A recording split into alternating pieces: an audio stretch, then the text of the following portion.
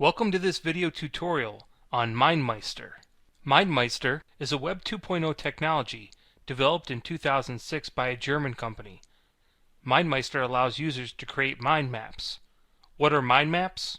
Mind maps are visual representations of ideas and facts related to a particular topic, as well as their relationship to one another. The mind maps users create with MindMeister can include words, images, or diagrams. Various text sizes, colors, and line styles can be used to associate ideas to a main concept which is placed at the center of the map. Maps can be updated in real time and shared via Facebook, Twitter, and email. Users can use the maps to create slideshows in PowerPoint or export maps to Microsoft Word or PDF files. Interactive mind maps can be embedded in a blog. You can also attach files to a map you create and assign tasks to others via MindMeister. Mind maps allow for the spontaneous recording of information about a topic and can be produced either by an individual or a group. MindMeister allows for real-time updates to be seen by all members working on a map. Further, because the data in MindMeister is visual, it's easy to quickly scan and see what's already been done, eliminating the possibility of duplication of effort on a group project.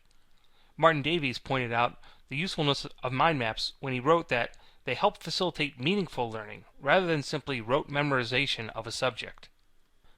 So how exactly does MindMeister work? The best way for you to understand the application is to actually see it in progress. This is the mind mapping interface. A mind map always begins with a central topic or idea. In this case, I need to provide a new name for mine. Now that my central idea has been named, I can simply press Enter to create a child topic related to it. At this point, I can either press Tab to create subtopics related to my child idea, or return to the central idea and press Enter to create a new child topic.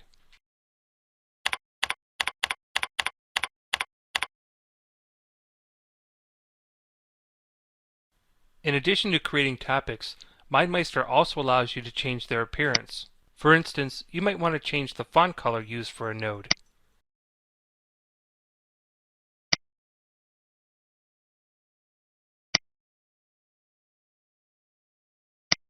In addition to changing the appearance of the nodes, you can also prioritize them to help keep the map organized. Changing the overall appearance of a node is another way to keep your thoughts organized in a map. Note the updated appearance of the Inquiry Learning node. You can also incorporate images into a map. You can choose from a library of images provided by MindMeister or choose one of your own. What are the educational benefits of using a tool like MindMeister? For one, mind mapping is a pedagogically valid means of instruction because it allows for dual encoding of information. That is, students can both visually represent it and record it in propositional form. Additionally, mind maps allow students to present various levels of information about a topic. From an assessment perspective, MindMeister includes a history view so instructors can verify that each student participated in a project and see who contributed what to each map. Finally, in addition to learning from their own map, students can study other maps created in their classroom, further enhancing their understanding of a topic. How can MindMeister be used to support a partnering pedagogy? Well, one way teachers can use this tool is to create discussion or topic templates as you see here, and then students can collaborate on the presentations as they fill out the details. One high school teacher reported using MindMeister to, quote, elicit responses to questions posed after students had watched a film or read a document. Other students can then edit and or substitute their own commentary. The goal is to get students to critically think about sources and share their thoughts, end quote. Additionally, while general guidelines should apply to all mind maps, they allow students to develop and present an individual style, and they offer a truly free way for students to explore an idea or topic to creatively express themselves in a way that is meaningful to them. So what are MindMeister's drawbacks? The application does take some time to learn how to use, and it represents a new way of presenting and recording information. Without proper feedback and recommendations for constructing maps, students could become frustrated and give up on it as a medium. Although it is compatible with Windows, iOS, Android, and Linux platforms, it necessarily requires that student have access to an internet-enabled device. In less affluent or more rural communities, this might not be possible. Cost is another factor to consider before deciding to use MindMeister.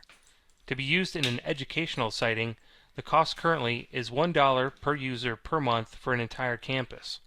Since MindMeister is not a fixed license application, this cost can represent an ongoing expense that increases over time.